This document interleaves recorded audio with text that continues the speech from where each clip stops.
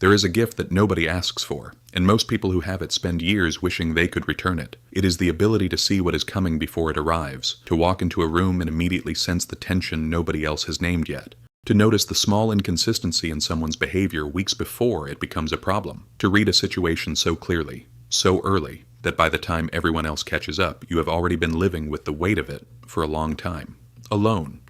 This is not anxiety, it is not paranoia.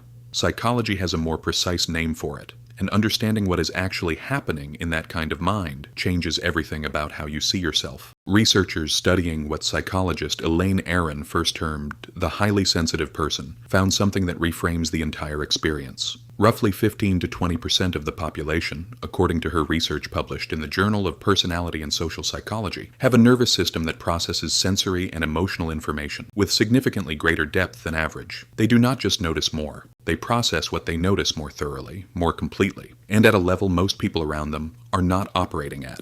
And here is the contrast that defines everything. For most people, awareness arrives when a problem becomes visible, when the evidence is undeniable, when everyone in the room can finally see it. But for a highly aware person, awareness arrives much earlier than that, long before the conversation happens, long before the crisis breaks, long before anyone else has reason to worry. Which means that by the time the problem finally surfaces, the highly aware person has already carried it quietly, already turned it over in their mind 100 times, already felt the weight of something no one around them was ready to acknowledge. They suffer once in the anticipation, and then again in the event itself, twice, for the price of one.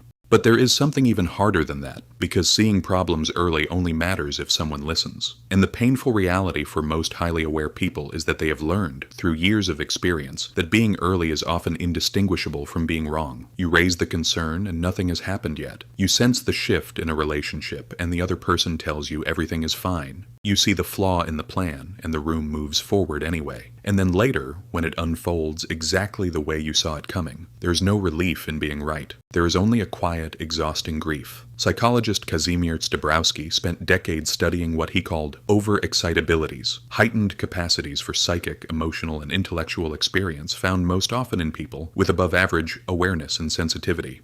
He found that this level of perception, while genuinely extraordinary, came with a cost that most frameworks for well-being were not built to account for. The world, Dabrowski noted, is largely designed for people who process at average depth, and living at a different depth, without understanding why, creates a specific kind of suffering that looks from the outside like overthinking, like worry, like fragility, when it is actually something closer to the opposite. It is clarity, arriving too soon, in a world that is not ready for it. So, if this is you, if you have spent years being told you are too sensitive, too in your head, too quick to see shadows where others see nothing, here is what that actually means. Your perception is not the problem. The gap between what you see and what others are willing to see yet, that is the problem. And that gap is not a flaw in your wiring. It is a flaw in the distance between you and the people around you. The weight you carry from seeing early is real. But so is the precision. So is the depth. So is the quiet, remarkable accuracy of a mind that was simply built to see further. The suffering is the shadow of the gift.